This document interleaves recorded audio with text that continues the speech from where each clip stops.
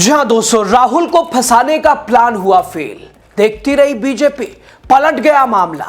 पढ़े लिखों के बीच मोदी से पॉपुलर हुए राहुल गांधी। दोस्तों, तो क्या राहुल गांधी को फंसाने की साजिश हुई थी? क्या उन पर लगे मानहानि के आरोप महज एक राजनीतिक स्टंट थे? कर्नाटक हाईकोर्ट ने अपना हथौड़ा चला दिया और राहुल गांधी के खिलाफ चल रहे मानहानि के केस को जड़ से ही खत्म कर दिया। दोस्तों राहुल गांधी के खिलाफ चल रही एक और कानूनी घेराबंदी ध्वस्त हो गई है। कर्नाटक हाईकोर्ट ने बीजेपी नेता की साजिश वाले प्रयास को कूड़ेदान में डाल दिया है। यह राहुल गांधी की राजनीतिक जीत है और बीजेपी की एक और बड़ी हार है। क्या है ये पूरा मामला, खबर आपको बताएंगे। नमस्कार, आप द राजनीति का विशेष सेगमेंट देख रहे हैं, खबर और विश्लेषण। मैं हूं आपके साथ यासूब रजा। दोस्तों, कहानी शुरू होती है साल 2023 के विधानसभा चुनाव से। तब बीजेपी सत्ता में थी, कांग्रेस को बीजेपी से सत्ता लेनी थी। कांग्रेस ने एक ऐसा विज्ञापन निकाला जिसने बीजेपी की नींद उड़ा दी। कर्नाटक की सड़कों पर एक पोस्टर चिपका दिया था, पे सीएम और अखबारों में छपा था, करप्शन रेट कार्ड। कांग्रेस ने राहुल गांधी के नेतृत्व में बीजेपी को हराने के लिए घातक नैरेटिव बुना। 40% कमीशन सरकार। जनता के मन में यह बात बैठ गई कि बीजेपी के राज में हर सरकारी काम के लिए 40% घूस देनी पड़ती है। दोस्तों, रैलियों में, भाषणों में राहुल गांधी, प्रियंका गांधी ने जोर शोर से गर्जना की। यह सिर्फ एक चुनावी कैंपेन नहीं था, बीजेपी के कर्नाटक किले में लगाया गया वो डायनामाइट था जिसने चुनाव पलट दिया। देश में प्रचंड मोदी लहर के बाद भी कर्नाटक की सत्ता बीजेपी ने गंवाई। 40% करप्शन सरकार कैंपेन ने बीजेपी को सत्ता से बेदखल कर दिया। कांग्रेस ने 224 में से 135 सीटें जीतकर प्रचंड बहुमत हासिल किया। बीजेपी की हार की सबसे बड़ी वजह मानी गई उसी करप्शन के रेट कार्ड को, जिसने उसे महज 66 सीटों पर समेट दिया। बीजेपी सुलग उठी। राहुल गांधी की लीगल घेराबंदी का पूरा प्लान बना। केशव प्रसाद ने कर्नाटक हाईकोर्ट में राहुल गांधी, सिद्धारमैया और डीके शिव कुमार पर मानहानि का केस ठोक दिया। आरोप लगा कि राहुल गांधी चुनाव से पहले पार्टी की इमेज खराब कर रहे हैं। मामला गंभीर स्टेज में पहुंचा तो राहुल गांधी को बेंगलुरु की विशेष अदालत में खुद पेश होकर जमानत लेनी पड़ी। लगा कि राहुल गांधी कानूनी चक्रव्यूह में फंस जाएंगे। उस कैंपेन को चले करीब 3 साल होने वाले। केस चलते चलते अंजाम तक पहुंचा। जस्टिस एस सुनील दत्त यादव की बेंच ने फाइलें देखी और जो कहा उसने शिकायतकर्ता के होश उड़ा दिए। कोर्ट ने साफ कहा कि सिर्फ राहुल की फोटो होने से गुनाह साबित नहीं होता। विज्ञापन पार्टी ने दिया। राहुल गांधी उस वक्त ना अध्यक्ष थे ना ही उपाध्यक्ष। कोर्ट ने माना कि बिना सबूत के राहुल को घसीटना गलत ही नहीं बल्कि कानून का दुरुपयोग भी है। दोस्तों, बीजेपी से बस ये गलती हो गई कि कोर्ट में बीजेपी ने केस नहीं किया था। यही बात भी केस के फैसले में बड़ा फैक्टर बनी। लाइव लॉ रिपोर्ट के मुताबिक कोर्ट ने माना कि शिकायत करने वाली पार्टी का किसी काबिल व्यक्ति ने रिप्रेजेंट नहीं किया है। जस्टिस सुनील दत्त यादव ने अपने आदेश में कहा कि ट्रायल कोर्ट में शिकायत करने वाली भारतीय जनता पार्टी है। शिकायत से ऐसा लगता है कि विज्ञापन से बीजेपी की स्टेट यूनिट, बीजेपी की पूर्व सरकार और बीजेपी पॉलिटिकल पार्टी की बदनामी हुई है। अगर पीड़ित पार्टी नेशनल पार्टी बीजेपी है तो शिकायत नेशनल पार्टी के सही तरीके से ऑथराइज प्रतिनिधि के जरिए फाइल की जानी चाहिए थी। इसी के साथ जज ने आदेश दिया कि केस क्लोज। कोर्ट ने राहुल गांधी के खिलाफ आपराधिक कार्यवाही को पूरी तरह रद्द कर दिया।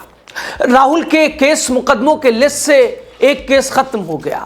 बीजेपी इस केस को राहुल गांधी के गले की फांस बनाना चाहती थी। वहीं हाईकोर्ट ने क्लीन चिट देकर कांग्रेस और राहुल गांधी को बड़ी राहत दे दी। दोस्तों, राहुल गांधी अब इस कानूनी जंजाल से पूरी तरह आजाद है। कर्नाटक की यह जीत राहुल गांधी के लिए ऑक्सीजन की तरह है, लेकिन कानूनी चुनौतियों का समंदर अभी बाकी है।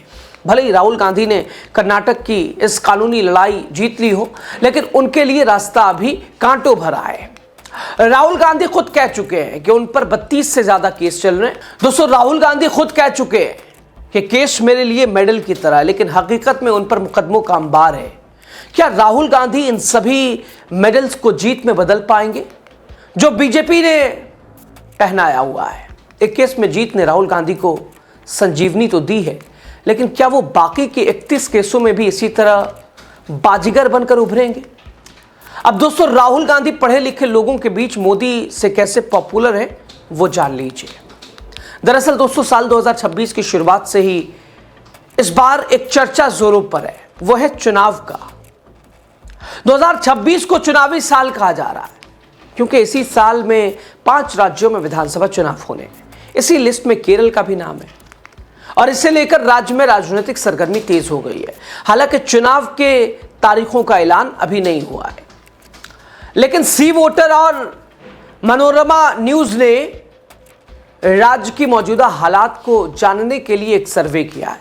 केरल की जनता के बीच राष्ट्रीय नेताओं की लोकप्रियता को लेकर चौंकाने वाले आंकड़े सामने आए हैं। दोस्तों, सर्वे में जब पूछा गया कि पीएम नरेंद्र मोदी और राहुल गांधी में से कौन ज्यादा लोकप्रिय है, तो राहुल गांधी ने बड़ी बढ़त हासिल कर ली। राहुल गांधी मोदी को मात देते हुए नजर आए।